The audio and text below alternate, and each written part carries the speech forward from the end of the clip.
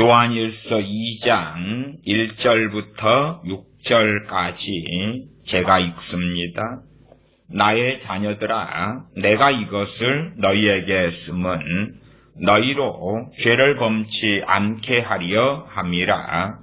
만일 누가 죄를 범하면 아버지 앞에서 우리에게 대언자가 있으니 곧 의로우신 예수 그리스도시라.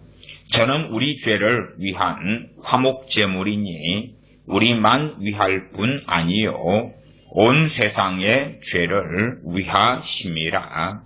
우리가 그의 계명을 지키면 이로써 우리가 저를 아는 줄로 알 것이요 저를 아노라 하고 그의 계명을 지키지 아니하는 자는 거짓말하는 자요 진리가 그 속에 있지 아니하되 누구든지 그의 말씀을 지키는 자는 하나님의 사랑이 참으로 그 속에서 온전케 되었나니 이로써 우리가 저 안에 있는 줄을 아노라. 저 안에 거한다 하는 자는 그의 행하시는 대로 자기도 행할지니라. 아멘. 오늘 말씀에서는 상당히 이해가 어려운 부분의 말씀, 또 특별히 교리적인 부분을 좀 다루려고 합니다. 일단 기본적으로는 우리가 주님께서 우리의 모든 죄를 위하여 십자가에 달리셨다 하는 것을 믿습니다. 그 부분에 대하여서 좀 더 깊이 살펴보려고 합니다.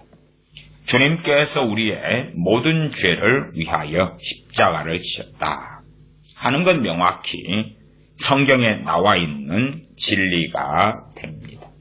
주님께서 우리의 모든 죄를 담당하셨습니다. 그리고 이제 한 걸음 나아가서 모든 죄라 그러면 당연하게 시간 순서로 이야기한다면 과거의 모든 죄, 현재의 모든 죄, 그리고 미래의 모든 죄가 될 것입니다. 일단은 과거, 현재, 미래, 앞으로 내가 지을 죄까지도 위하여 주님께서 십자가에 달리셨는가? 당연히 그렇습니다. 당연히 맞습니다. 우리의 다음 세대가 태어난다. 아직 우리의 자녀가 태어나지 않았다고 합시다.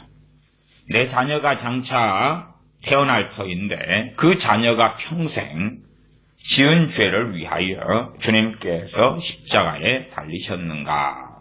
맞습니다. 그렇습니다. 우리가 앞으로 몇십 년 더 살고 몇십 년 더 사는 가운데 짓는 죄를 위하여 주님께서 거룩한 보혈을 흘리셨는가? 십자가에서 그 죄를 담당하셨는가? 맞습니다. 아무리 사소하게 보이는 죄라 할지라도 우리의 힘과 능력으로 그 죄를 처리할 수 없습니다. 자, 천재는 이렇게 출발합니다. 주님께서 우리의 모든 죄를 담당하셨다. 당연하게 성경이 말씀하는 진리입니다. 한 걸음 나아가서 그 모든 죄라는 의미 가운데 과거의 죄, 현재의 죄, 미래의 죄가 다 포함되어 있느냐? 맞습니다. 진리입니다. 거기에서 이제 상당히 위험한 이해가 나올 수 있습니다. 그리고 상당히 위험한 잘못된 이해가 나오는 그러한 것들에 대하여 잘못 이해되고 곡해되는 과거의 죄에 대한 주님의 대속 속죄, 현재의 우리의 죄에 대한 주님의 속죄, 미래에 아직 짓지 아니한 죄, 그리고 미래가 이제 내일이 미래다. 그러면 내일 지나면 무슨 죄를 지었지 않겠습니까? 또한 올해 12월이 미래다. 그러면 12월은 언젠가는 지나갈 것입니다. 그 12월 한 달 동안에 지은 죄는 지금은 미래지만 그 12월이 지나면 과거가 될 것입니다. 어쨌든 그 모든 죄를 주님이 담당하셨습니다. 그리고 이제 가장 이에 대하여 잘못된 해석과 가르침을 하는 대표적인 이단이 있는데 그 이단은 구원파입니다. 자, 구원파는 주님께서 과거, 현재, 미래의 모든 죄를 담당하셨다. 그러면 거기에서 이제 어떤 잘못된 해석과 이해로 가냐 그러면 미래의 죄까지 위하여 죽으셨기 때문에 나는 미래에 죄를 지어도 죄가 아니다는 결론이 되지. 이미 내가 앞으로 죄를 짓는데 그 죄는 이미 용서받고 시작한다는 것입니다. 그러면 죄가 아니게 되지. 다시 말하면 이미 내가 주님 믿을 때에 나의 모든 과거, 현재, 미래의 죄가 다 죄사함 받았다. 그러면 구원파에서는 이 죄사함을 가장 중요시 여기는 교리 중에 하나로 여깁니다. 당연히 우리들도 죄사함은 말로 할 수 없이 중요합니다. 그러나 걔네들이 해석하고 주장하는 죄사함이란 내가 죄를 짓기 전에 이미 용서가 되었기 때문에 죄를 짓는다 해서 그 죄를 가지고 회개하거나 또한 주님 앞에 잘못을 고백하며 가슴을 칠 필요가 없는 것이 되지요. 그러면 이 구원파는 당연하게 자신들의 구원의 영원한 보장과 확실성을 노래합니다. 얼마나 안전합니까? 그러면 구원파의 전에 사건들부터 시작, 세월호 관련한 사건들이나 혹은 그 전에 오대양 사건이었던가요? 그런 것들부터 줄줄이 사탕처럼 이어져 갑니다. 그들은 구원에 대한 확실성을 가지고 있다고 주장하죠. 왜? 주님 믿는 순간에 앞으로 지을 죄까지도 다 용서받으니까. 그래서 그들은 예를 들어 주님의 기도, 주기도문 같은 데서는 우리가 우리에게 죄 지은 자를 용서하오니 우리 죄를 사하여 주옵소서. 그러한 마태복음 6장 산상수훈에 있는 말씀이나 또한 동일한 주님의 주기도문에서 나와 있는 누가복음도 동일한 주기도문이 있는데 거기에서 말씀하는 것을 주기도문을 사용할 때에 제거를 합니다. 왜냐하면 다 용서받았는데 우리가 우리에게 죄 지은 자를 용서하오니 사하오니 우리의 죄를 사해달라고 하는 기도는 이미 용서받았는데 하는 기도이기 때문에 그것은 잘못된 것이다. 최소한 주님의 십자가가 있기 전에는 맞았을지 모르는데 십자가 다음에는 그 말씀은 그 주님의 기도에서 있는 부분은 무효다. 십자가를 지기 전에는 그렇게 회개하는 게 필요했다. 그러나 십자가 지신 다음에는 모든 죄가 용서받았기 때문에 죄가 아니다 하는 것이죠. 이 구원파의 교리로서 초대교회 때도 니골라당이 나와 있습니다. 요한계시록에서 2장 등에 나와 있지요. 니골라당의 행위. 과거에 니골라당에 대하여서도 제가 설교했습니다만은 이 니골라당은 여러 가지의 내용을 가지는데 그 중에 보편적인 것이 이미 우리가 주님 믿음으로 죄를 용서받았기 때문에 우리는 이제 구원의 보장이 있다. 구원의 안전이 있다. 칼빈주의자들 가운데서도 잘못된 칼빈주의, 잘못 남용되고 오용된 칼빈주의로서의 성경 해석 가운데는 성도의 견인고리를 잘못 해석해서 성도의 인내 혹은 성도의 견인고리, 칼빈주의 5대 교리 가운데 5번째입니다. 그에 대해서도 바르게 해석하는 게 어떤 것이고 잘못 해석하는 게 어떤 것인가, 과거의 칼빈주의와 알미니안주의 교리에 대하여 열몇 시간을 제가 설명한 적도 있습니다. 잘못된 방식으로 성도의 견인교리를 해석하여서 영원한 구원의 보장이 믿기만 하면, 영접기도만 하면, 혹은 영접기도하고 세례까지 받으면 영원한 구원의 보장이 있다. 그렇게 가리키는 그러한 교회 목회자들과 그 가리킴을 따라서 믿는 교인들은 아주 많이 있습니다. 사실상 그 니골라당이 하는 행태가 구원파 같은 현대적인 이단 사이비가 등장한 그 동일한 흐름 속에 있지요. 문제는 우리 정통교회들에 있습니다. 정통교회들에서 상당히 무서운 이해와 문제가 분명히 주님께서 우리의 과거, 현재, 미래의 모든 죄를 담당하신 것은 진리인데 문제는 거기에서 해석이 잘못되면 아주 끔찍하고 위험하다는 사실입니다. 자, 일단은 미래의 죄에 대하여 생각해 보셔야 되겠습니다. 과거, 현재, 미래의 모든 죄를 위하여 주님이 돌아가신 게 맞다. 그런데 자, 미래의 죄가 있다고 합시다. 현재나 과거 예전에 일단은 차치해 놓고 미래의 죄가 있다. 그러면 내가 내일이 돼서 어떤 죄를 짓겠지요. 그러면 그 죄가 주님께서 이미 십자가에서 값을 지불하셨기 때문에 자, 그 죄를 회개하지 않아도 이미 용서가 된 걸까요? 아니면 회개해야지만이, 그리고 그 회개가 주님께서 받으시는 진정성 있는 회개가 될 때 용서를 받을까요? 그 질문을 해야 됩니다. 문제는 과거, 현재, 미래의 모든 죄를 위하여 주님께서 십자가에 달리셨다. 거기에서 마치 제대로 성경 해석하지 않은 상태 속에서 어느 죄를 짓든지 간에 이미 주님께서 그 죄를 담당하셨다 하는 식으로 교리가 가르쳐지고 성경이 해석되면 겉모양은 정통 교회인데 구원파 혹은 니골라당의 파당과 차이가 없는 결과가 일어납니다.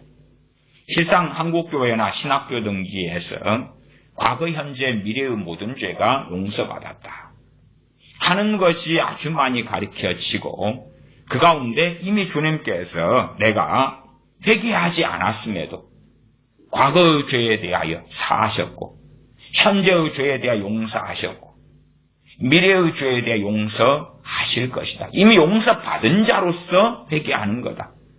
그러한 죄변을 일삼는 자들도 많습니다. 우리가 우리의 죄를 가지고 회개할 때에 용서받았기 때문에 용서를 구하는 것 절대 아닙니다. 그것은 또 1만 달란트의 비유와 다른 이야기가 됩니다. 용서를 받지 않았기 때문에 용서를 구하는 것입니다. 주님께서 분명히 우리가 회개할 때, 회개하고 용서를 구할 때에 용서해 주시면 그것은 2000년 전에 주님께서 값을 지불하셨기 때문에 그렇습니다. 그러나 값이 지불되었다. 그래서 우리가 마치 용서를 구하지 않아도 진정한 회개를 하지 않아도 자동적으로 용서되는 것 같이 그렇게 주장하고 가르쳐지는 방식이 된다면 강단에서 회개의 개념, 회개하는 삶, 열매 맺는 회개, 세례 요한이 말씀을 증거한 대로 너희가 회개에 합당한 열매를 맺어라. 이론적이고 동의적인 회개는 하지만 회개에 합당한 열매를 맺는 회개가 진실한 회개의 완성이라는 것을 제대로 가리키지 않고 회개의 중요성을 간과해버립니다. 다시 말하면 어느 목회자가 어느 교회 믿는 사람들이 회개의 중요성을 간과한다면 그들은 미혹에 빠져 있는 것입니다. 미혹에 빠져 있으면 회개의 중요성을 간과합니다. 왜? 현시대 교회가 크리스천들이 또한 목회자들이 빛과 소금은 고사하고 세상 사람들보다 못한 사람들이 그렇게 많은가? 교회 안에 예배당 안에 믿는 사람들끼리 이간질하고 시기하고 싸우고 탐욕적으로 변하고 거짓말하고 지배하고 조종하고 하나님 빙자해서 교인들을 양처럼 잡아먹고 하는 일이들이 많은가? 기본적으로는 그들의 뱃속 안에 하나님 두려우신 줄을 모르니까 그렇습니다. 왜 하나님을 두려워하지 않겠습니까? 성경 끊임없이 주님께서부터 하나님을 두려워해라고 가르치시는데 왜 두려워하지 않겠습니까? 천국은 구원은 따놓은 당상 보장이라고 생각하기 때문에 그렇고 그렇게 믿고 목회자라면 그렇게 강단에서 가르치기 때문에 그렇습니다. 왜 천국은 따놓은 당상이라고 할까요? 그 가운데 교리적으로 한다면 속죄의 교리. 내 모든 죄가 용서받았어. 그렇기 때문에 나중에 우리가 죄 지은 다음에 회개하는 것은 형식적인 과정에 불과할 뿐이야. 형식적으로 거쳐가는 과정이야. 그러면 사인 정도 한번 해주면 돼. 하나님 다 이루어 놓으셨지요? 그러면 우리가 형식적인 우리의 잘못했다고 하는 그 정도의 사죄, 그 정도의 보응의 정도만 남은 거지요. 주님이 다 이루어 놓으셨잖아요. 그러면 제가 동의할게요. 그래서 예배당에서 주일날 대표 기도하는 분들도 쉽게 기도합니다. 아버지 하나님 혹은 주님, 우리가 알고 지은 죄, 모르고 지은 죄를 다 용서해 주시옵소서. 그러면 쉽게 면죄부가 됩니다. 우리의 모든 죄를 위하여 십자가에 달리셨는데 알고 지은 죄, 모르고 지은 죄를 다 용서해달라 기도했는데 하나님은 그 기도에 알았다 그러시겠습니까? 모르겠다 그러시겠습니까?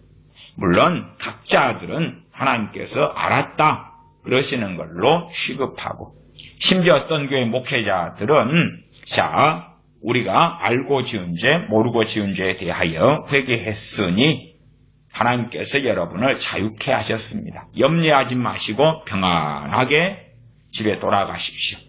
그렇게 하나님을 대신하여 면죄부 사죄권을 남발하기도 합니다. 알고 지은 죄, 모르고 지은 죄. 당연하게 알고 지은 죄, 모르고 지은 죄가 많지. 그러면 하나님 말씀은 사실은 그런 식의 회개 기도를 하려면 말씀은 별로 필요가 없습니다. 말씀의 죄를 왜 깨닫고 성령을 통하여 성령의 주사역이 죄에 대하여, 의에 대하여, 심판에 대하여 세상 알리시리라. 말씀을 통하여 무엇이 죄고 무엇이 하나님께서 기뻐하시는 의고 의의 길인지 굳이 알 필요가 없겠네요. 최소한은 천국 들어가기 위해서 그렇지. 야, 의로운 일을 행하면 상급이 많네. 상급받기 위하여 내가 의로운 삶을, 하나님을 기쁘시게 하는 삶을 살 거야.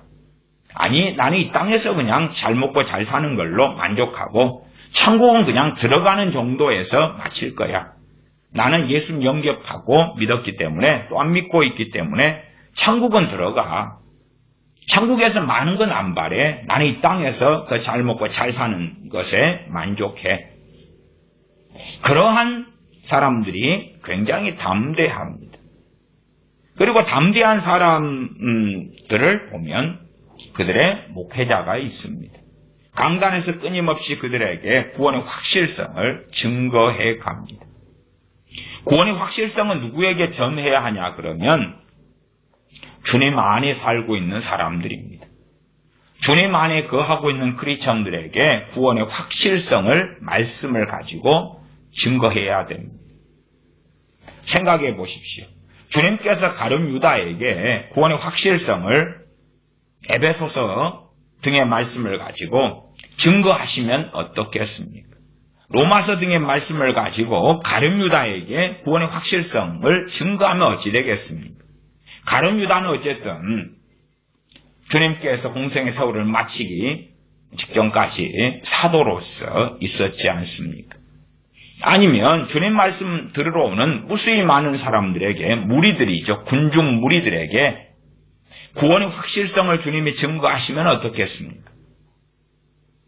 되겠습니까? 최소한 주님 안에 살고 있는 사도들이다. 그러면 11명에게 구원의 확실성을 증거하실 수는 있겠지.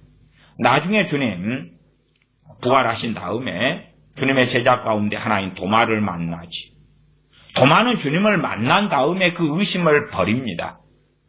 그러면 도마가 한참 주님 부활하셨음에도 의심하고 있는 상태라고 합시다. 그 어떤 도마에게 다른 사도들이 혹은 누군가가 구원의 확실성을 증거한다면 어떨까요? 과연 맞는 것이겠습니까? 아니면 우리가 갈라디아서를 통하여 갈라디아 교회들을 봅니다. 갈라디아 교회들, 갈라디아 지역의 교회들로 나오기 때문에 단일한 한 교회가 아닙니다. 갈라디아 지역에 있는 전반적인 교회들입니다.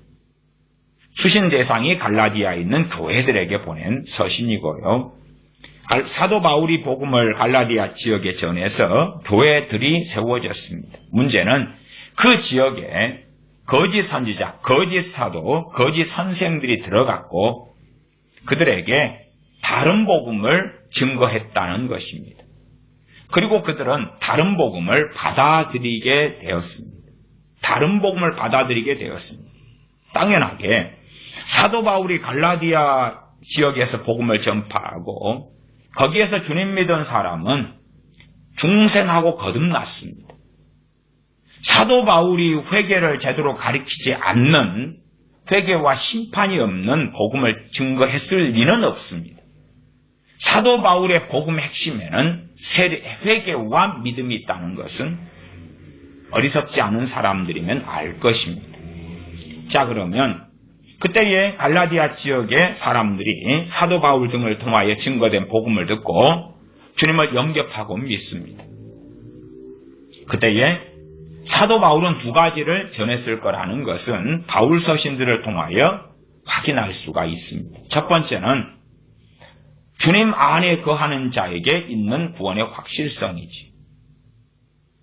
최소한 그들이 주님을 영접하고 믿었다. 그리고 그 진실한 신앙으로 인하여 사도 바울이 세례까지 주었다. 교회의 일원이 되었다 할 때에 그들에게 구원의 확실성을 증거하는 것은 당연한 일입니다.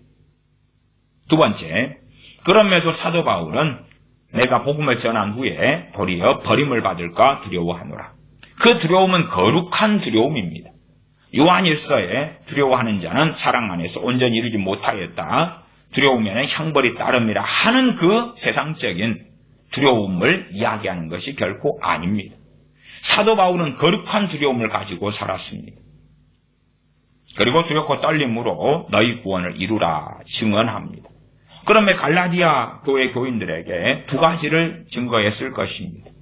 중생하고 거듭난 갈라디아 교회 교인들에게 주님 안에 있는 구원의 보장과 구원의 확실성을 증거했고, 또 하나는 그럼에도 두렵고 떨림으로 너희 구원을 이루라.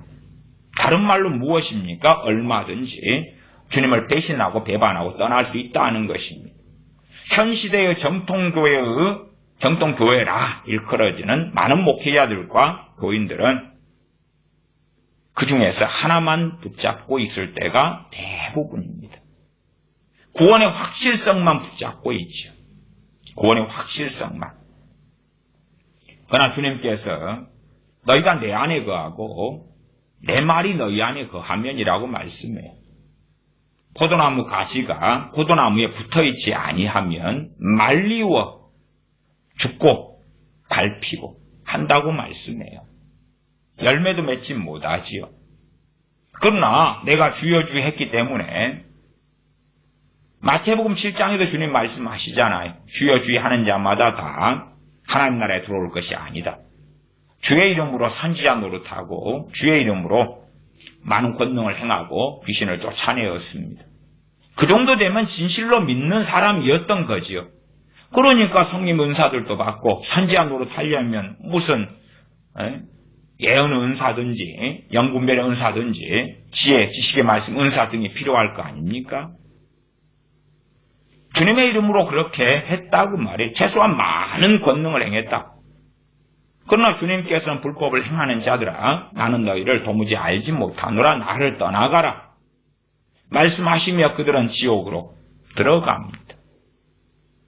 그러면 당연하게 내가 주님 영접하고 믿었습니다. 자, 여기에서 천국에 대한 문제는 깔끔하게 끝났습니다. 구원받는 문제는 더 이상 염려하실 필요가 없고 의심하실 필요가 없습니다. 사실은 상당히 많은 교회들의 강단에서 그렇게 전해집니다. 또한 어떻게도 전하냐 그러면 남의 교인들에 대해서는 구원 많이 못 받을 수 있는데 내 목회에 참여하고 있는 내가 목회하는 교회의 교인들인 여러분은 구원의 보장과 구원의 확실성이 있습니다.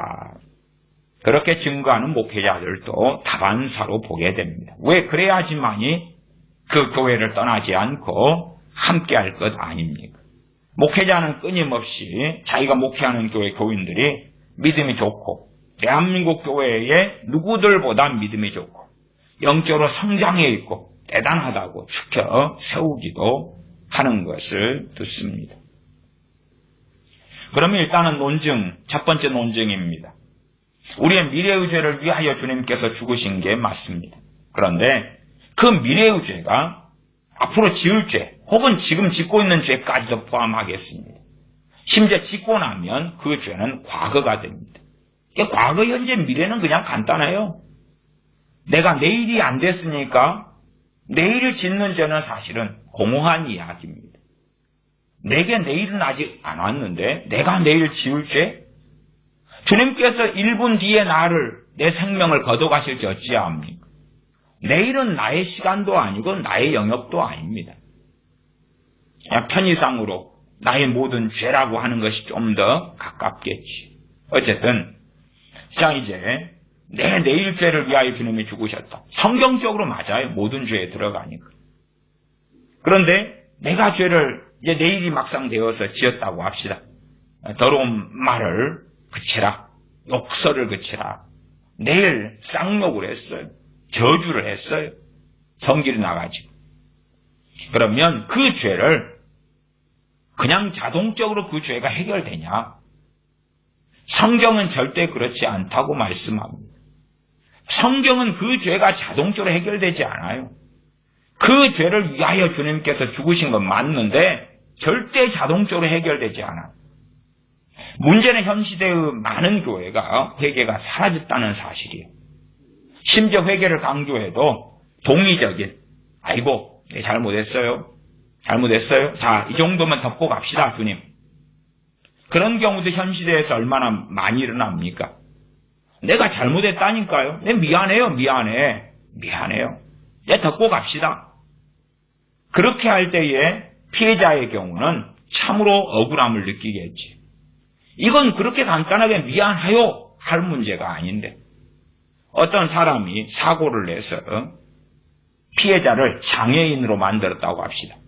그러면 가해자가 심각한 아주 무서운 사고를 저지른 건데 간단하게 미안합니다. 미안해요. 미안하다니까요. 그런 사람은 죄의 무게를 알지 못하는 사람이지. 거꾸로 자기가 조금의 피해를 입고 손해를 입으면 미쳐서 날뛰는 사람들도 많습니다. 제가 서두에 우리의 작은 죄라도 하나님 앞에서는 결코 작은 죄가 아니다. 그래서 우리 스스로 해결할 수 없는 거다. 그러면 왜 우리의 죄에 대한 회개가 심각해져야 하냐 그러면 우리가 아무리 사소하게 보이는 죄라고 보일지라도 그 죄는 결코 사소한 죄가 아니기 때문에 그러하다. 죄의 심각성을 이해하지 못하면 우리의 회개는 가짜가 되겠지. 그러지 않습니까? 내가 100이란 잘못을 해놓고 얘 하나만큼 잘못했어요. 동의할게요. 그러면 가짜가 되지. 1000을 잘못해놓고 10개만큼. 내 10개만큼 잘못했어요. 미안해요. 그러면 거짓말이 되지. 그래서 죄의 무게를 제대로 인지하고 알아야 돼요.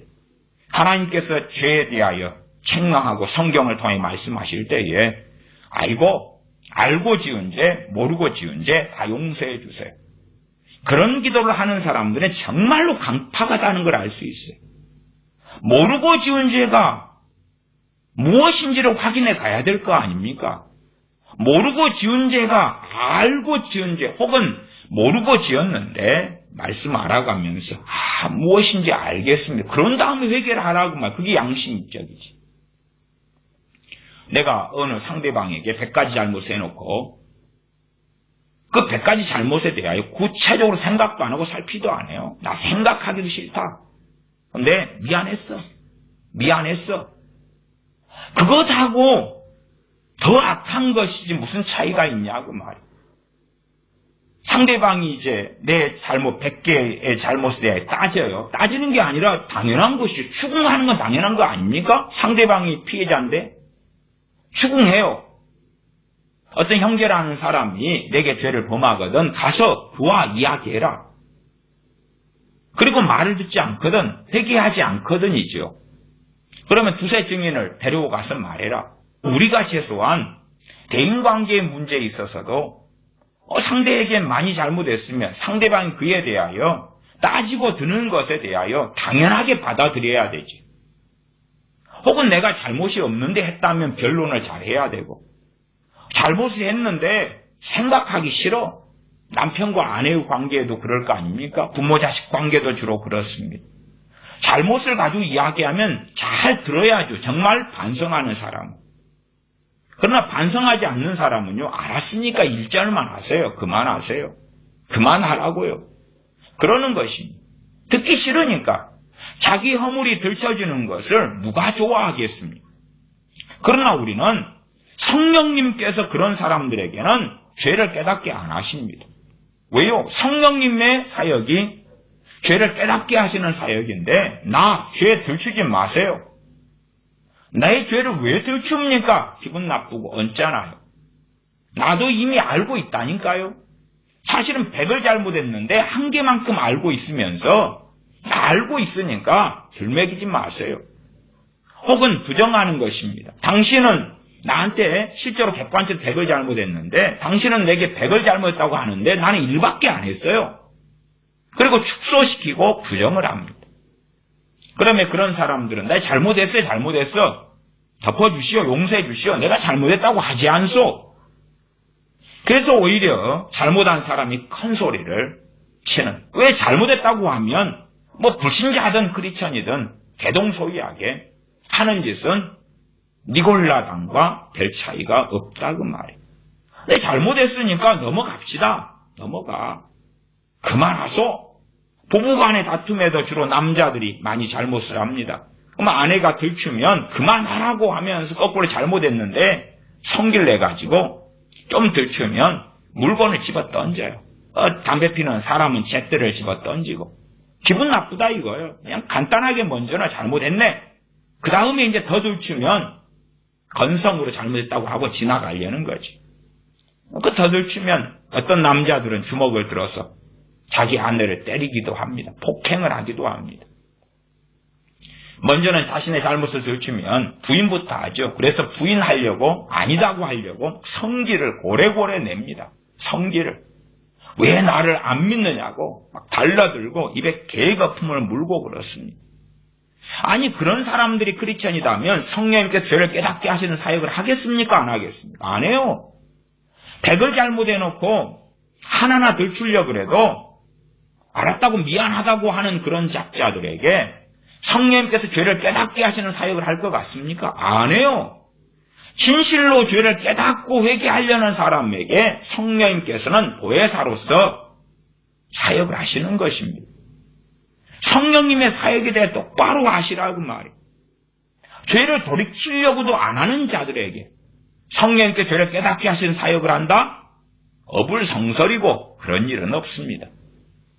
죄를 깨닫고 진리 앞에 서려는 사람들에게 성령님께서는 활발하게 역사하십니다. 죄를 깨닫고 죄를 끊어내고 거룩하게 살려는 열망을 가지고 주님을 찾고 구하는 사람들에게 진리의 말씀을 통해서 성령님께서는 죄를 깨닫게 하시고 의를 알게 하시며 하나님의 심판, 두렵고 떨림으로 구원을 이루어야 하는 것을 알게 하십니다. 우리가 진실로 주님을 믿고 영접할 때 우리는 중생하며 거듭나며 하나님의 자녀가 되며 우리에게 놀랍게 죄 사함의 역사가 일어납니다. 그건 당연한 것입니다. 그러나 그 죄 사함의 역사가 일어날 때에 잘못 성경을 해석하면 참 위험하게 되는 것입니다.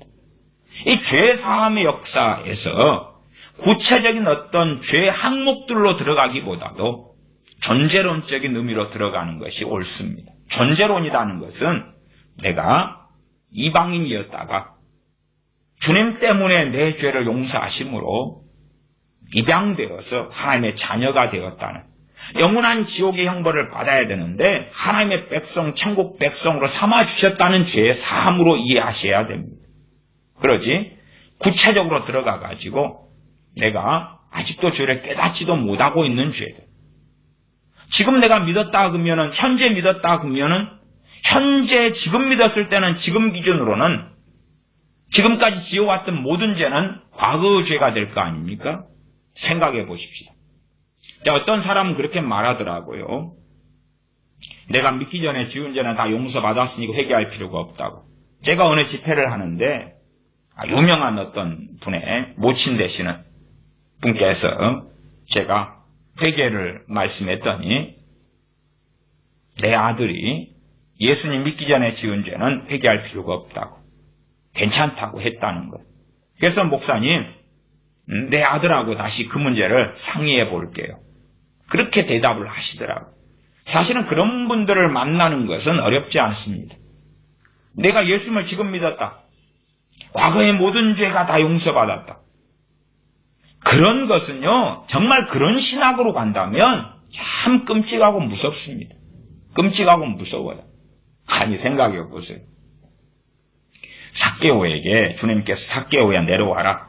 내가 오늘 내 집에 유하여야 하겠다 그러십니다. 그때 이제 삭개오는 기쁘게 주님을 자신의 집으로 모십니다. 그리고 삭개오의 집에 유하하셨을 때에 야, 구원이 이 집에 이르렀다. 너도 아브라함의 자손이다. 주님은 그렇게 말씀하시지 않았습니다. 삭개오가 그때 주님을 믿었겠지요. 그러나 주님의 그 선언은 삭개오의 회개의 다음이에요. 최소한의 진실한 회개 말이죠. 입 바른 소리가 아니라 주님께 주님, 제 재산의 절반을 가난한 자들에게 주겠습니다. 그리고 내가 네게 토색한 것이 있으면 4배를 갚겠습니다. 그때 주님께서는 구원이 이 집에 이르렀다. 이 사람도 아브라함의 자손이다. 그렇게 선언하신 것입니다. 물론 삭개오가 입 바른 소리로 실천하지 않을 것이면서 주님께 거짓말을 했을 때 주님께서 속아 넘어가실 일은 없지요. 삭개오의 주님 앞에서의 회개의 고백은 당연한 것입니다. 그러니까 오히려 삭개오의 회개를 잘 봐야 돼요. 삭개오 회개가 주님, 제가 남의 걸 토색했는데요. 잘못했어요. 그래, 알았다. 끝났다. 그게 아니라 진짜 회개는 오히려 그런 것이 필요 없이 잘못한 것을 해결하라 그 말이에요.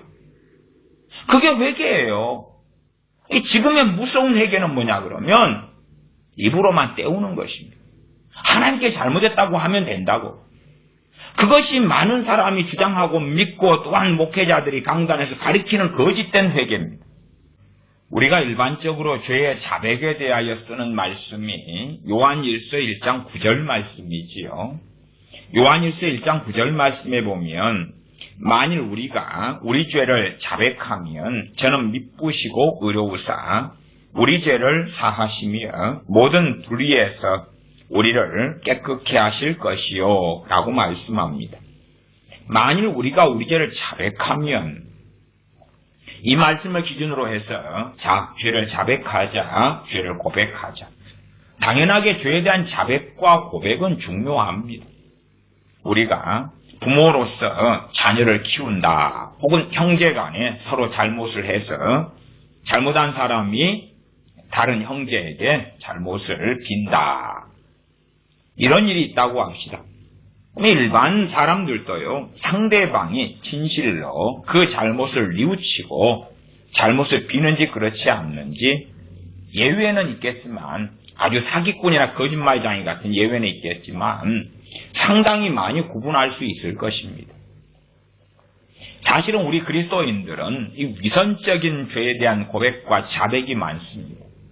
진실로 돌이키고 뉘우치지 않고 사실 잘못이 100이다면 그에 대하여 1개, 2개 정도만 느낀 상태에서 남편이 아내에게 잘못했다 그러면 아내가 겪은 그것은 100인데 1개, 2개 정도로 축소해가지고 미안하네 그리고 지나가는 그런 것보다 하나님 앞에서는 더 심한 일들이 많이 벌어집니다. 물론 지금 시대에서야 이러한 죄에 대한 자백조차도 찾아보기가 어렵습니다.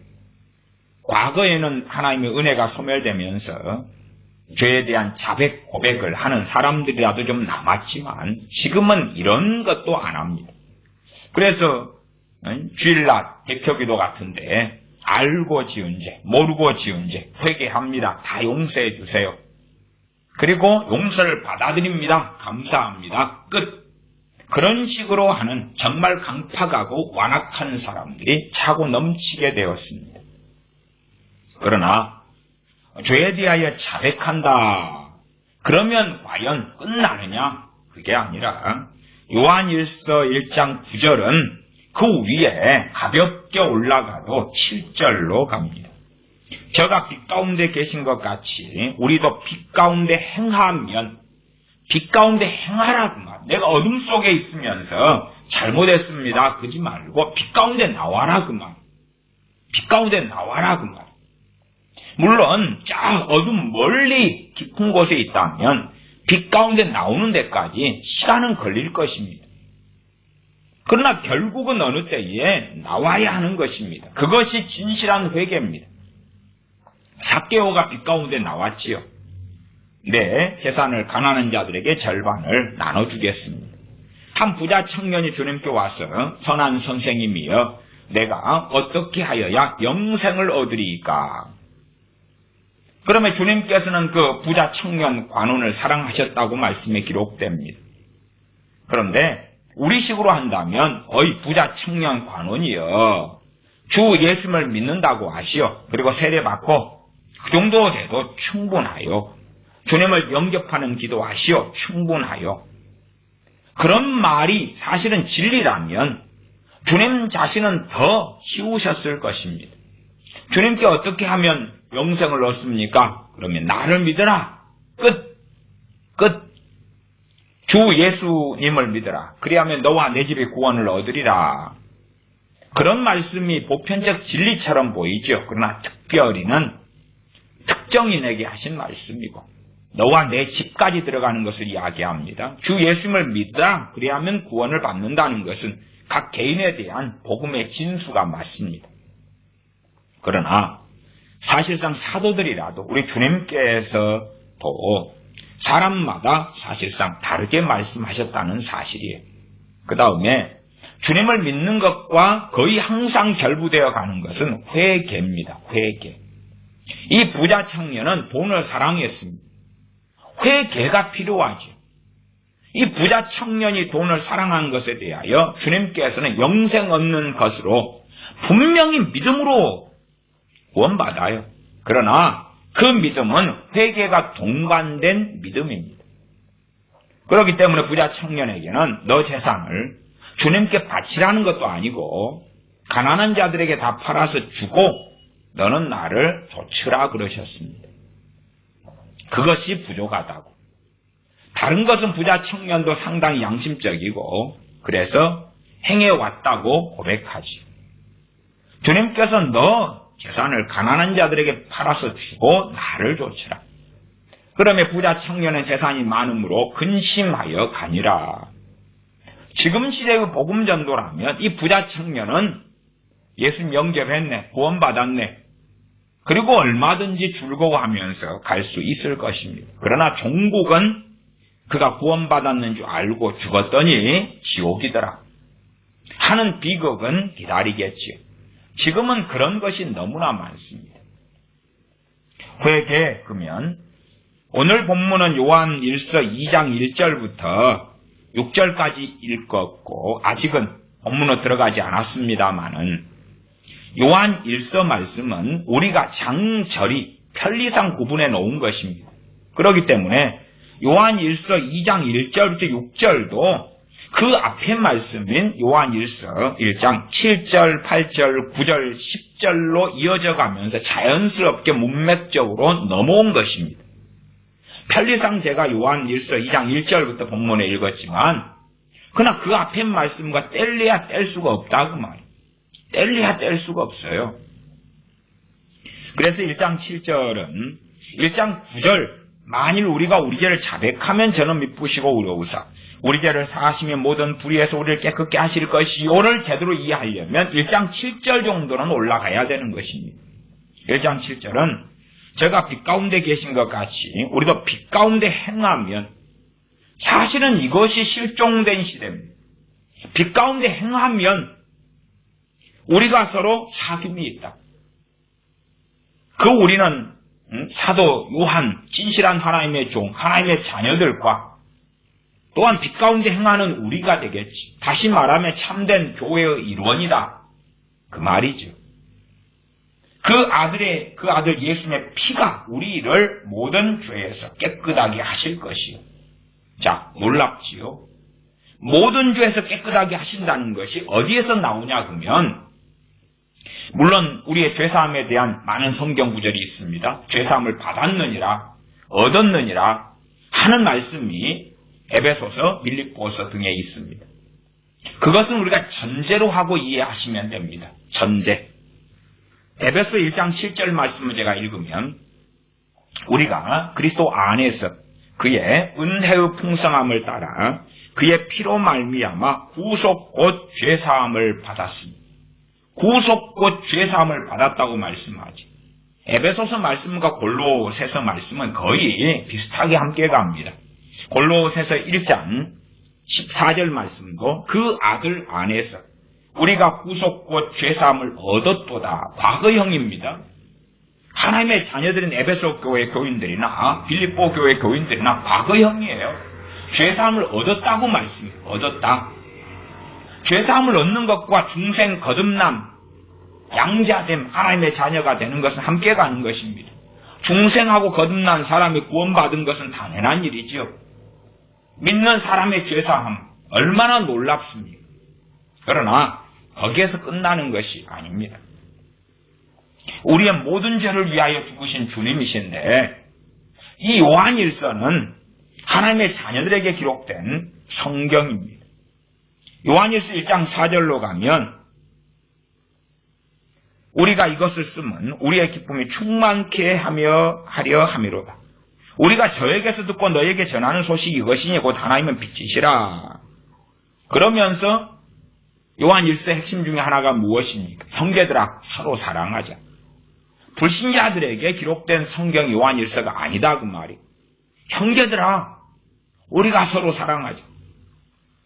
정말로 진실로 사랑하지 않으면서 주님 안에서, 진리 안에서 사랑입니다. 그런 사랑을 하지 않으면서 입술로만 주여 주여 하는 많은 사람들이 당대의 교회에 있었습니다. 그러면 진실로 믿는 사람이 누구인가를 또한 전하고 있는 성경이 요한일서가 된다고도 할 수가 있겠습니다. 1장 7절로 다시 가면 저가 빛 가운데 계신 것 같이 우리도 빛 가운데 행하면 우리가 서로 사귐이 있고 그 아들 예수님의 피가 우리를 모든 죄에서 깨끗하게 하실 것이요. 이 모든 죄도 미래의 죄는 사실은 개념적인 이야기일 뿐입니다.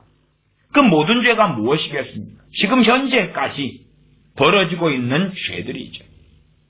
그러면 우리가 빛 가운데 행하고 살아간다면 그 빛은 누굽니까? 주님 안에서, 아버지 하나님 안에서 그분의 진리의 말씀을 따라 살아가는 것입니다.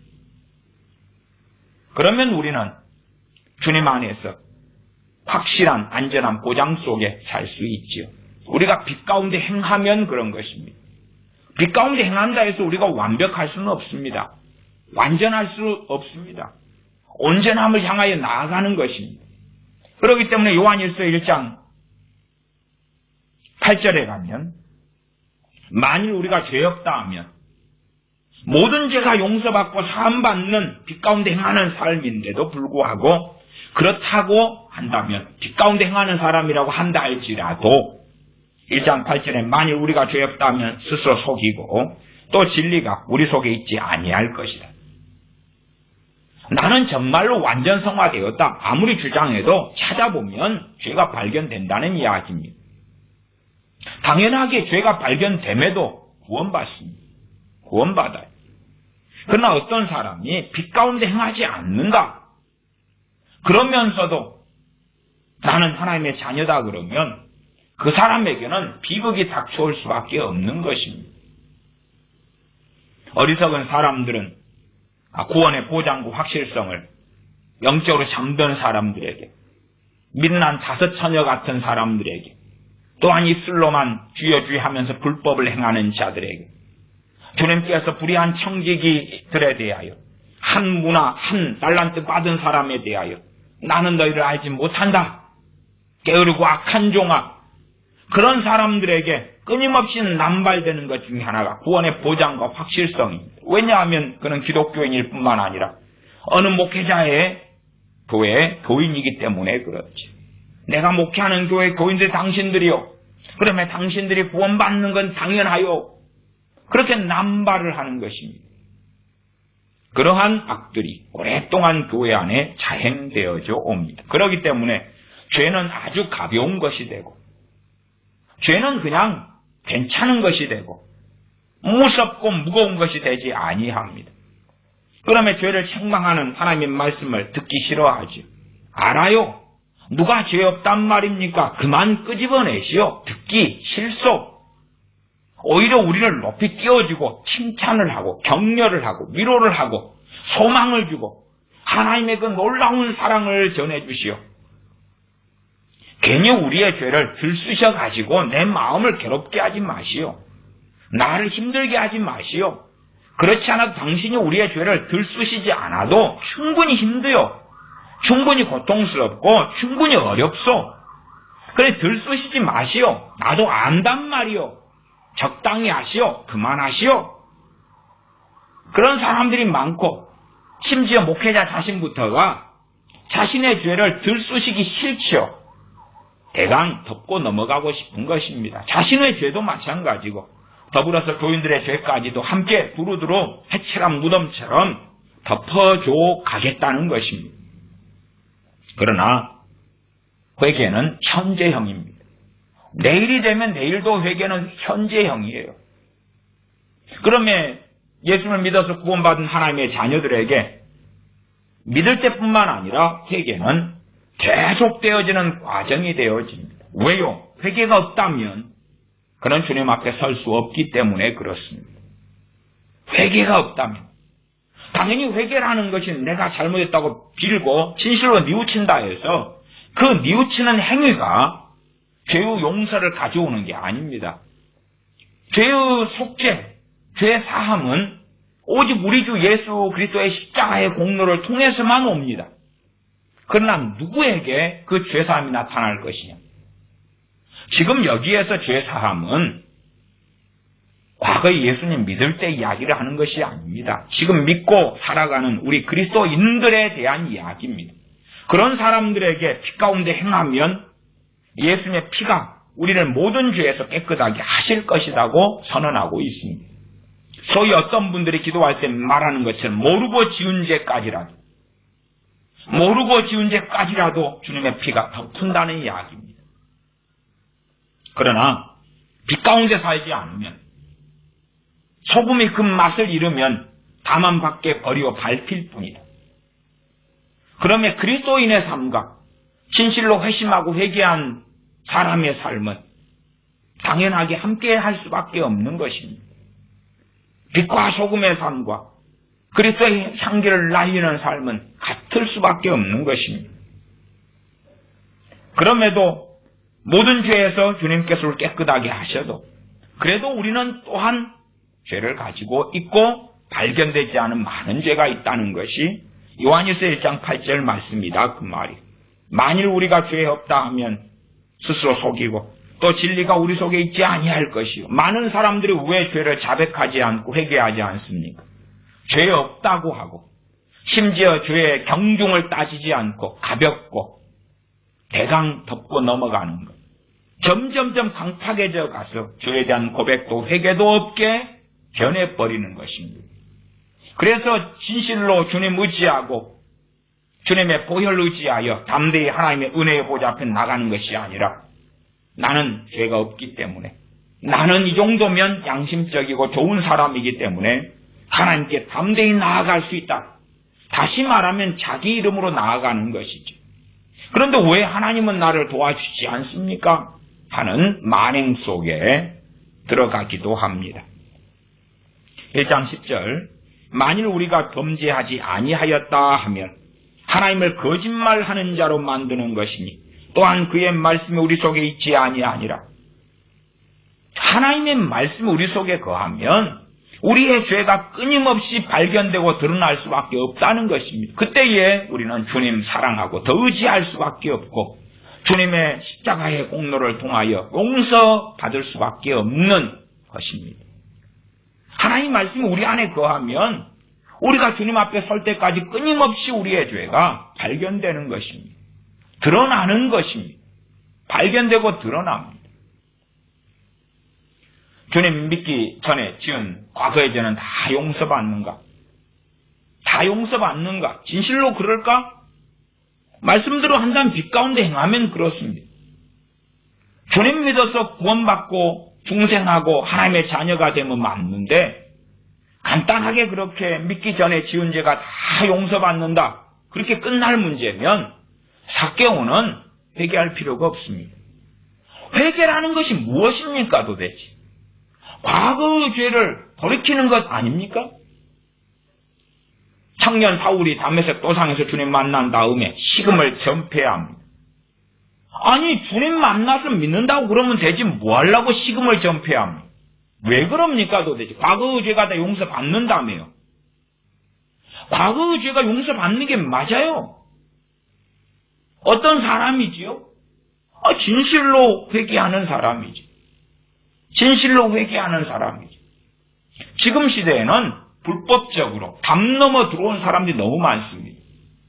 회개 없는 복음, 회개 없는 구원, 그 다음에 이제 회개 그러면 영접기도한 것이 회개입니다. 그러는 것입니다.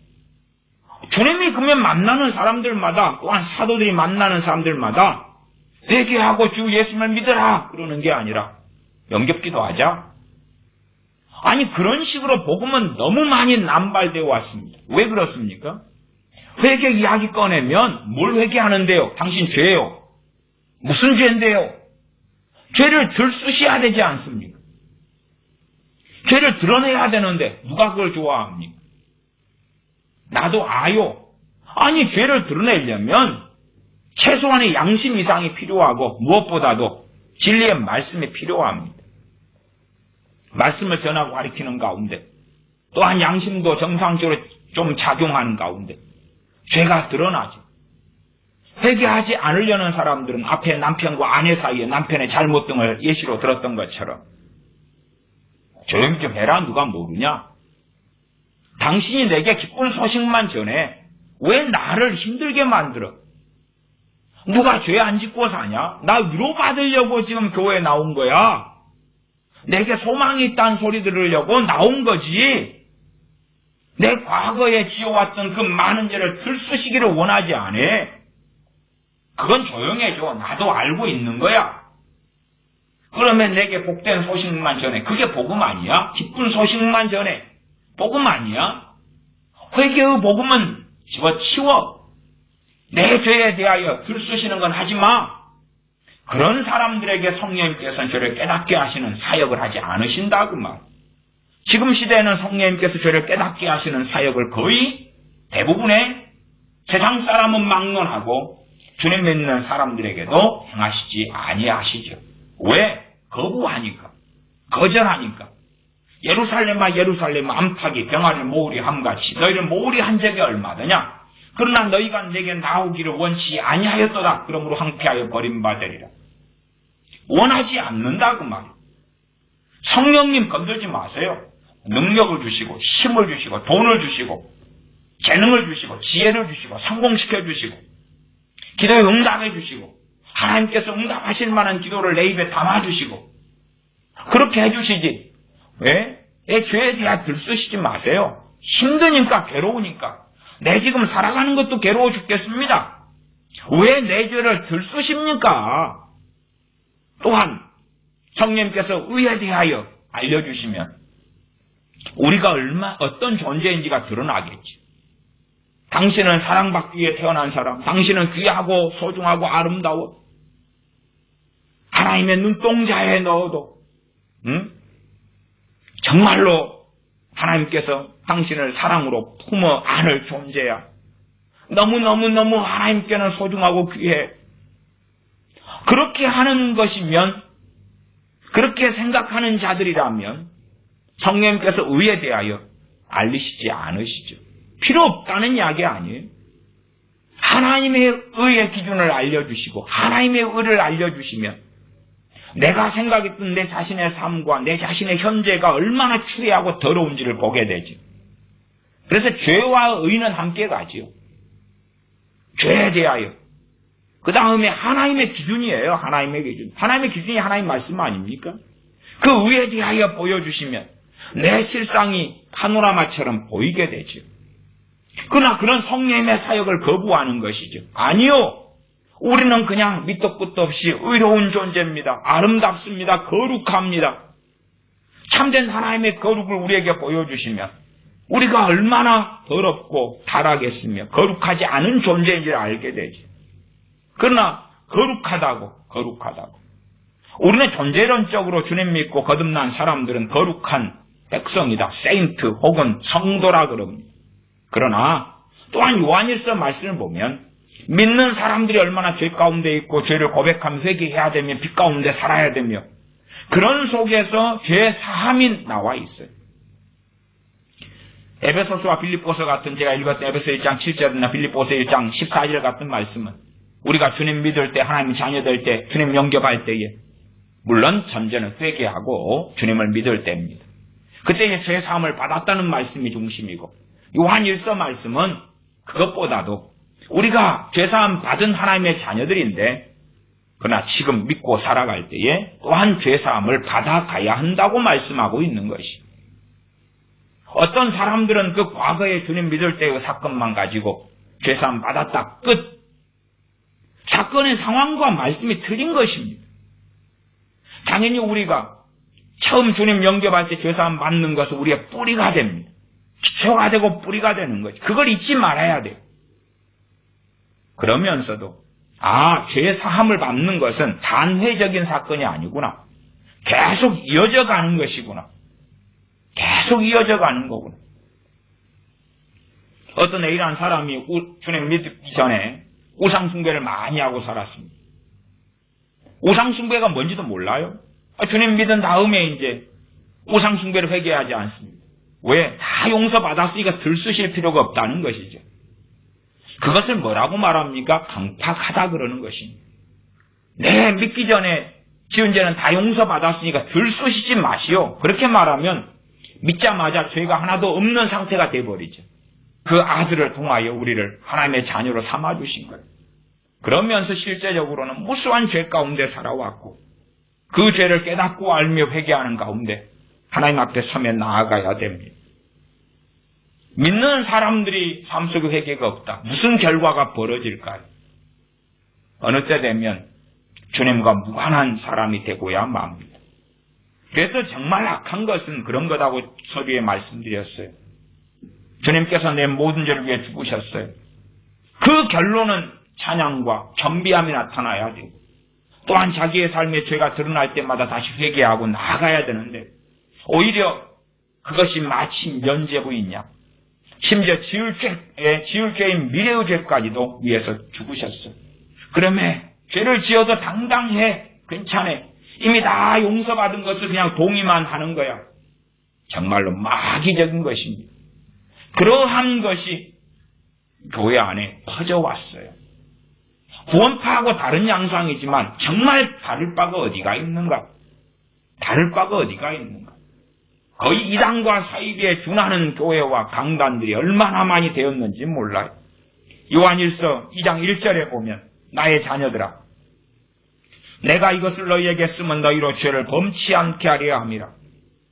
죄를 범하게 된다고 이야기야. 죄 짓지 않게 하려고 이 서신을 쓰고 있다. 나의 자녀들아. 그렇지 아닙니까?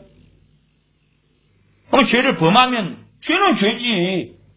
주님께서 내 모든 죄를 위해 죽으셨으니까 죄를 범해도 괜찮아. 가벼워. 그러려고 요한일서가 써진 게 아니죠. 만일 누가 죄를 범하면 아버지 앞에서 우리에게 대언자가 있으니 곧 의로우신 예수 그리스도시라. 와! 주님께서 내 모든 죄를 위해 죽으셨기 때문에 죄를 범해도 주님께서 대언자가 되어주시는구나. 2장 1절의 말씀을 그렇게 가져가면 끔찍한 것입니다. 그렇게도 해석하는 사람들이 있어요. 그래서 요한일서 1장 최소한 7절, 8절, 9절, 10절을 통과하면서 2장 1절을 봐야 되는 것입니다. 2장 1절만 가지고 야, 누가 죄를 범하면 아버지 앞에서 우리에게 대언자가 있으니 곧 의로우신 예수 그리스도시라. 진실한 복음이죠. 복음이죠. 자포 뛰고 이 복음을 이용하면 의용하고 남용한 자가 되어서 완악한 자가 되는 것입니다. 야, 죄를 범해도 오토매틱 자동으로 주님께서 나의 대언자이시기 때문에 괜찮아. 괜찮아. 내 모든 죄를 위해 십자가 달리셨기 때문에 주님, 제 죄 짓고 있는데도요, 넘어가십시다. 주님께서 아버지께, 아버지 넘어가십시다. 우리도 주님께서 나의 대언자 아닙니까? 우리 주님께서 나한테 뭐라고 하지 마시고 아버지께 중보나 제대로 하세요. 그런 완악한 자들이 많아지는 시대입니다. 2장 2절 저는 우리 죄를 위한 화목제물이니 우리만 위할 뿐 아니요 온 세상의 죄를 위하심이라. 당연히 요한일서 1장의 말씀처럼 우리가 우리 죄를 자백하면 왜 우리가 자백하고 이 자백은 정말 진실한 회개를 이야기합니다. 누군가의 진실한 회개는 입술에 말만 자백만 들어도 알고 진실하다는 것을, 누군가의 입술의 자백은 입만 열면 거짓말이다. 알겠지요.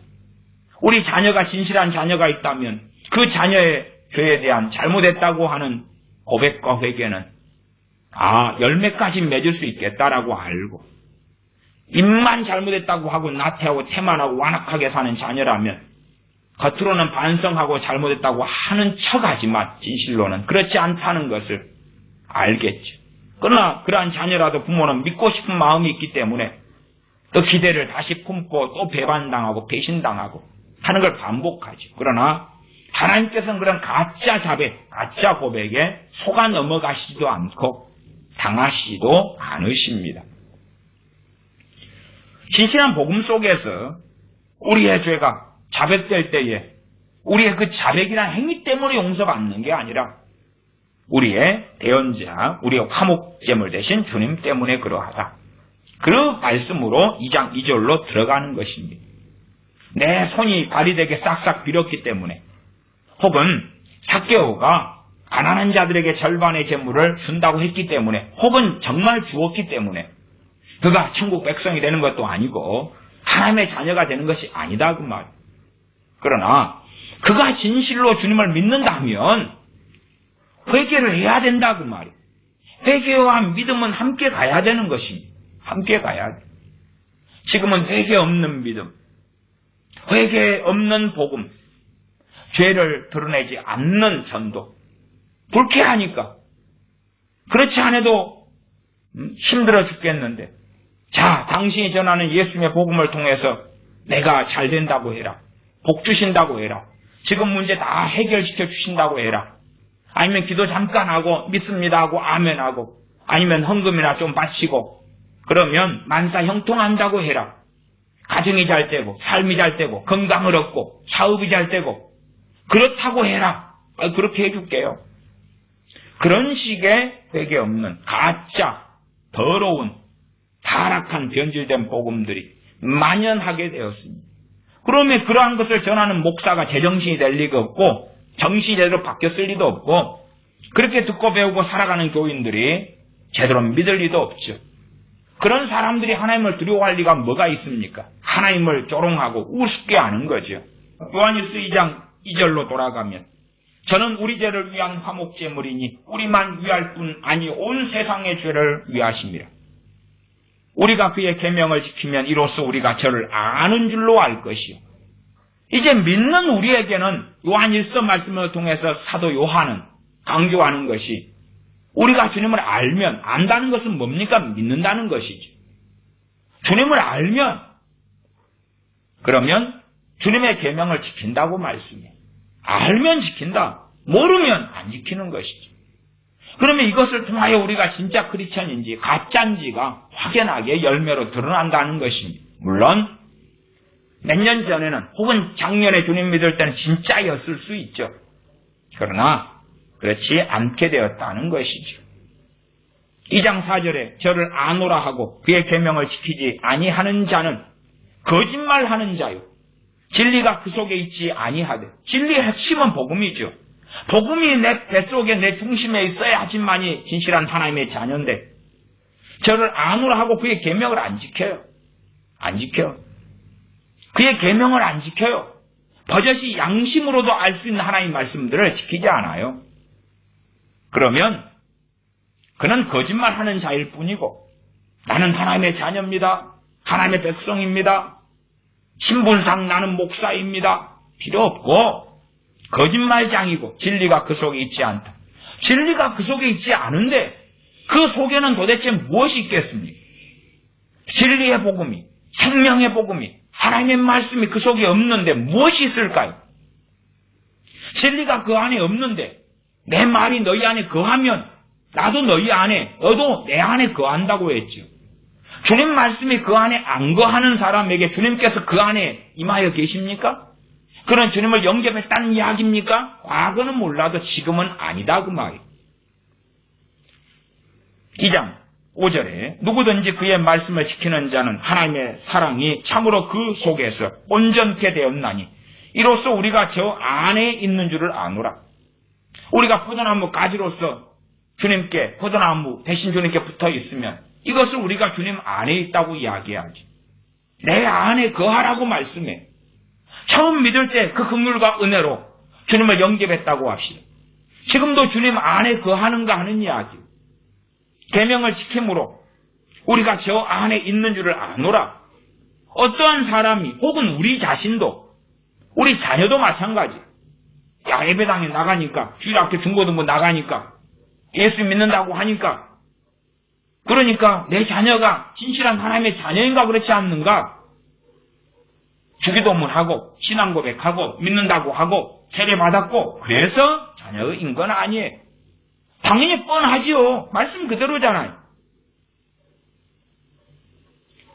2장 6절에 저 안에 거한다는 자는 그의 행하시는 대로 자기도 행할지니라. 말씀대로 사는 것이, 하나님께서 행하시는 대로 사는 것이, 그때에 저 안에 거한다. 하나님 아버지 안에 거한다. 나아가 주님 안에 거한다가 맞지요. 진실이 되죠. 그렇지 않으면 진실이 될 수 없는 것입니다. 요한일서 5장으로 가겠습니다. 요한일서 5장 17절, 16절, 17절 말씀 제가 읽습니다. 누구든지 형제가 사망에 이르지 아니한 죄 범하는 것을 보거든 구하라. 구하라는 것. 기도해라 그 말입니다. 여기서는 pray, 기도해라 그 말. 형제가 사망에 이르지 아니하는 죄 범하는 것을 보거든 구하라. 하나님께 기도해라. 그러면 사망에 이르지 아니하는 범죄자들을 위하여 저에게 생명을 주시리라. 사망에 이르지 아니하는 죄, 그 죄 가운데도 생명을 주신다는 이야기는 그래도 구원받을 수 있다는 이야기죠. 그러나 죄도 당연히 경중이 있죠. 점점 심각한 죄를 지어가면 그때 되면 사람 생명으로 해도 야, 중증자다, 이제는 중상이다, 생명이 위독하다, 그런 상황이 오겠죠. 거기에서 죽을런지 살아날런지 하는 이야기입니다. 사망에 이르는 죄가 있으니 이에 대하여 나는 구하라 하지 않노라. 이 사망은 육체의 사망을 이야기하는 것이 아닙니다. 영적 사망이고 회개할 수 없는 끝장나버리는 그러한 죄로 인한 사망을 이야기합니다. 이런 죄를 지으면 기도할 필요가 없다. 그를 위하여 더 이상 기도할 필요가 없다. 누가 그런 죄를 지었습니까? 발람 선지자가 그랬고 사울 왕이 그랬습니다. 사망에 이른 죄를 지으면 기도할 필요가 없는 것입니다. 끝나버린 것이기 때문에 그렇지. 물론 지금 시대에는 배교도 인정하지 않는 목사들이 많고 교인들도 많은 판국에, 그런 판국에 사망에 이르지 않는 죄가 무엇인지, 사망에 이른 죄가 무엇인지도 어떻게 알겠습니까? 심지어 나는 모든 죄를 용서받았어. 주님 믿을 때 다 용서받았어. 또한 미래의 지을 죄까지도 주님이 위해서 담당하셨어. 그러면 사망에 이르는 죄를 지어도 그건 무죄야. 다 값이 지불되었거든. 그런 자들은 더 소경되어서 담대하게 살다가 지옥으로 떨어질 것입니다. 5장 17절 모든 불의가 죄로 돼 사망에 이르지 아니하는 죄도 있도다.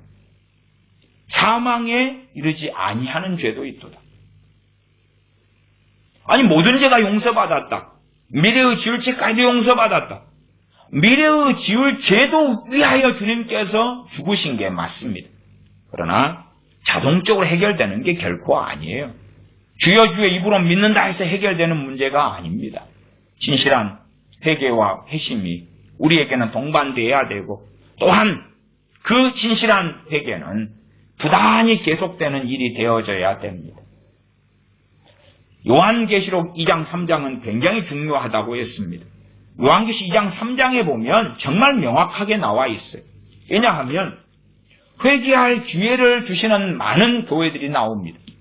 그 가운데 어떠한 교회에 속한 교인들은 회개하여서 사망에 이르지 아니하게 되었을 것이고 주님께서 시간을 주실 때 안에까지 회개하지 않으면 그 죄는 사망에 이르는 죄가 되었을 것이다. 그 말.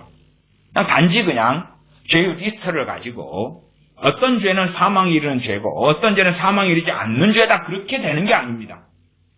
주님께서 요한계시록 2장 3장에 교회들에게 회개하라 했는데 그리고 기한이 있겠죠. 시한이 있겠죠. 그걸 넘기면 사망에 이르는 죄가 되는 것입니다. 물론 성령 해방죄처럼 단번에 사망에 이르는 죄도 존재합니다. 물론 주님을 부인하는 죄는 많은 경우 다시 회개할 수 있는 죄가 된다고 주님 말씀하셔요. 그러나 성령 해방죄는 돌이키고 오는 세상이 있어도 용서받지 못한다고 말씀해요.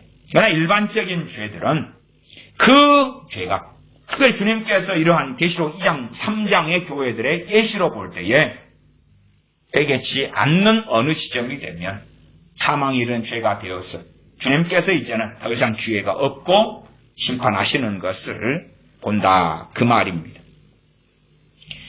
그래서 우리가 믿은 다음에 죄를 지어요. 죄를 지어.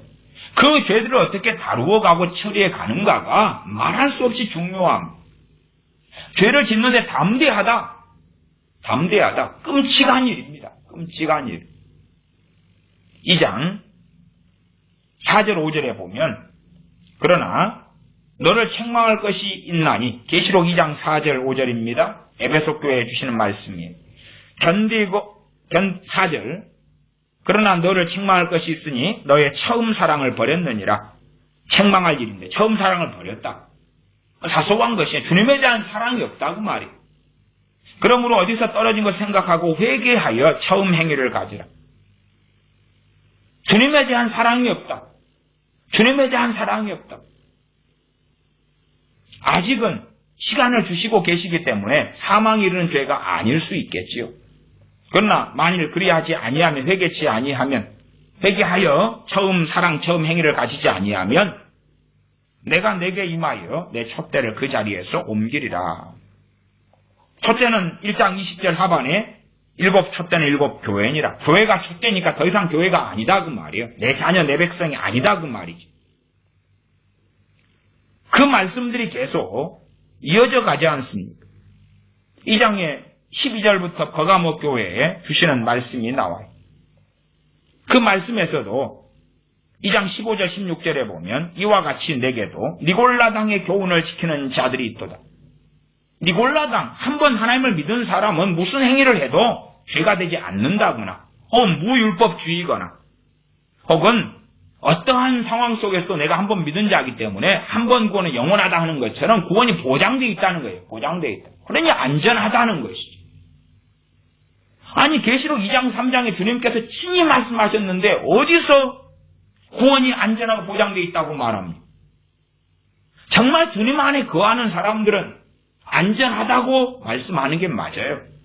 그러나 그가 주님 밖으로 벗어나려고 하고 벗어나면 결코 그렇게 전하면 그것은 싹군이고 거짓된 목사가 되고 거짓 선지자, 거짓 교사가 될 수밖에 없는 것입니다.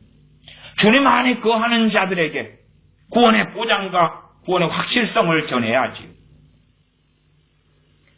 제가 과거에 존 칼빈, 종교개혁자 존 칼빈 갈라디아서 강의 설교 43편을 읽어드렸습니다. 거기에서 어디서 도대체 한 번 구원이 영원하다고 나오며 오히려 너희들이 그렇게 죄 지으면 구원에서 떨어진다는 말씀들이 얼마나 많은지 제가 종교개혁자 존 칼빈을 그의 갈라디아 강의 설교 43편을 읽었습니다. 그러나 이상한 사이비 칼빈주의자들은 한 번 구원을 영원하다고 주장합니다. 진실로 사도 바울 같은 하나님의 사람이 한 번 구원이 영원했고 디모데 같은 하나님의 종들에게 한 번 구원이 영원했습니다. 데마 같은 하나님의 종들에게는 한 번 구원이 영원하지 않았습니다. 마찬가지로 가룟 유다에게도 마찬가지였습니다. 그러나 아무에게나 다 적용시켜버린 이 니골라당의 교훈을 지키는 자들이 있도다. 2장 16절 그러므로 회개하라. 그리하지 아니하면 내가 내게 속히 임하여 내 입에 검으로 그들과 싸우리라. 이제는 나는 너 편이 아니야. 너를 싸운다. 계시록에 보시면 주님의 입에 검이 나와서 죽이잖아요. 죽여. 멸망시켜버리잖아요. 그것이 나와 있지요. 그 뒤에 두아드라 교회 주는 말씀이 2장 18절부터 있습니다. 2장 21절로 건너가면 또 내가 그에게 회개할 기회를 주었으되 그 음행을 회개하고자 아니하는도다. 볼지어다 내가 그를 침상에 던질 터이요 또 그와 더불어 간음하는 자들도 만일 그의 행위를 회개치 아니하면 큰 환난 가운데 던지고 또 내가 사망으로 그의 자녀를 죽이리니 회개할 시간을 주시지요. 그래서 베드로 사도를 통해서도 말씀합니다. 왜 주님의 재림이 지연되느냐? 아무도 멸망치 않고 구원받게 하시려고 그렇다는 것입니다. 그러나 성경 본문을 잘 보셔야 돼요. 잘 보셔야 돼요. 왜 잘 보셔야 한다고 이야기하냐 그러면 베드로후서를 봐보시겠습니다. 베드로후서 주님의 재림의 지연에 대해서 나와 있는데 베드로후서 3장 9절이에요. 잘 봐보셔요. 성경 본문을 제대로 보지 않으면 어리석어집니다. 3장 9절 봐보세요. 주의 약속은 어떤 이에 더디다고 생각하는 것 같이 더딘 것이 아니라 오직 너희를 대하여 오래 참으사. 너희라고 나왔잖아. 너희가. 아니 베드로후서가 누구에게 쓰여진 말씀이에요? 교회입니다. 크리스천들입니다.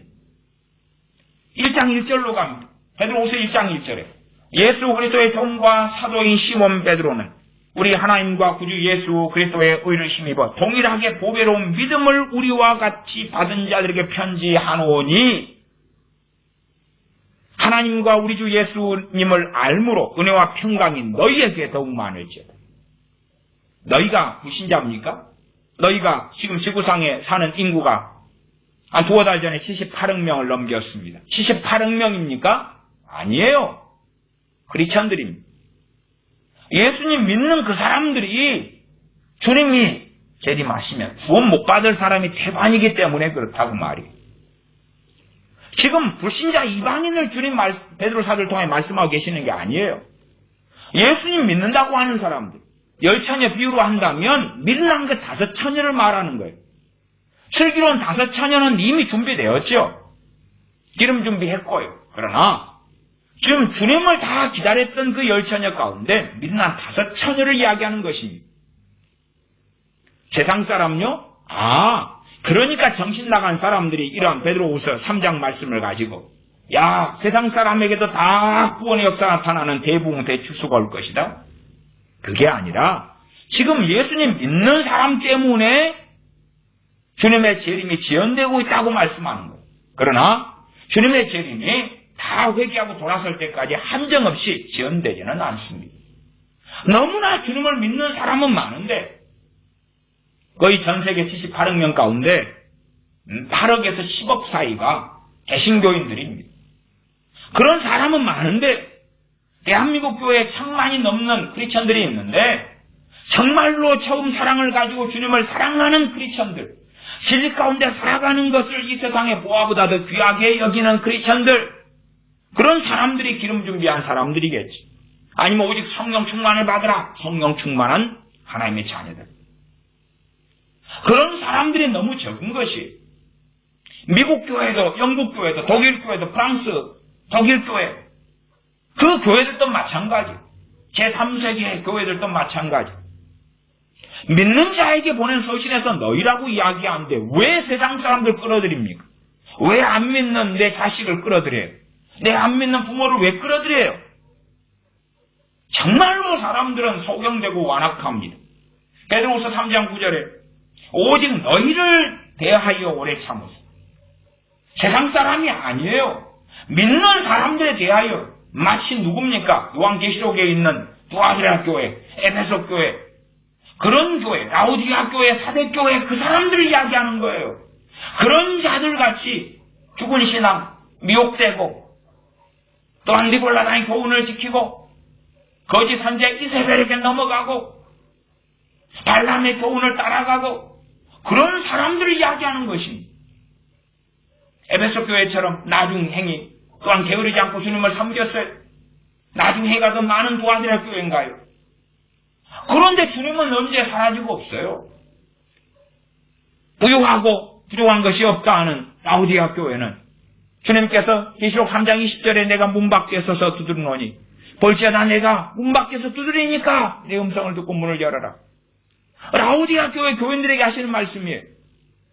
그러나 그들은 자신들 구원받고 이 세상에 부족한 것이 없기 때문에 나는 하나님이 함께 하셔서 복을 받고 있다고 생각하는 것이지.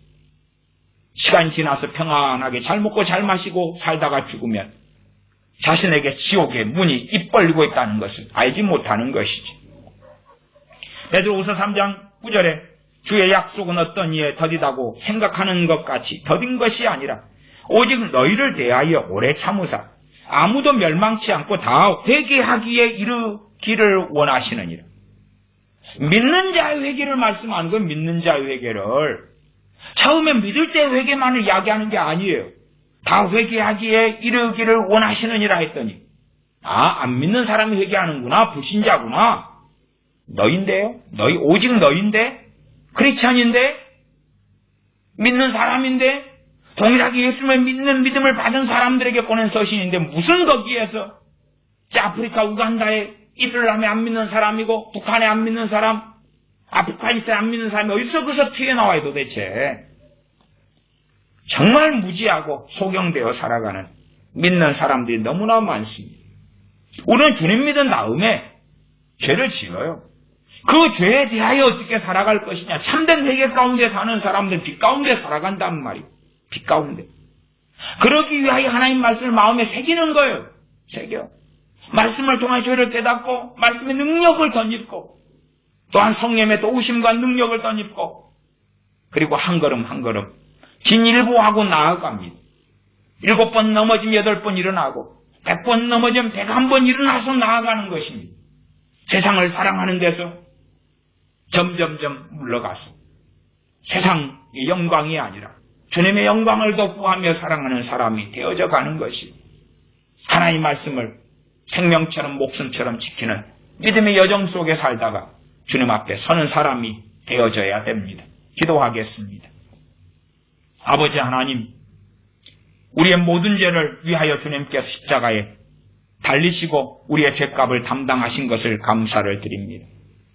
그러나 어리석어져서 자동적으로 우리의 죄가 해결되는 양, 자동적으로 우리가 거룩해진 양, 혹은 이제는 주님 믿었기 때문에 죄는 가벼운 것이고 별것 아니고 죄 문제를 처리하지 않아도 천국에 들어가거나 완악하고 세상적 세속적으로 살아가는데 구원의 보장을 남발하는 또한 그렇게 주장하고 믿고 있는 어리석음 속에 우리가 자주 듭니다. 참으로 주님 믿을 때의 회개만이 아니라 날마다 주님 앞에 살아가면서 회개에 이르며 또한 구원 얻는 회개 속에 도달하며 주님 믿어 구원받은 하나님의 자녀들이 빛 가운데 거룩함 속에 들어가 주님 앞에 섰을 때에 우리의 정결한 행위와 우리의 하나님을 사랑함을 통하여 참으로 입술로는 하나님을 시인하나 행위로는 부인하는 그런 악한 자들이 아니라 주님 앞에 섰을 때에 너는 나를 믿는다고 했지만 너는 결국 나를 배신한 자에 불과했다는 비극적인 판결을 받는 사람이 아니라 착하고 충성된 종아, 내가 작은 일에 충성하였으니 많은 것으로 맡겨주리니 주인의 즐거움에 참여하라. 하는 말씀을 듣는 하나님의 백성들 되게 하여 주시옵소서. 우리 주 예수님의 이름으로 기도하옵나이다. 아멘.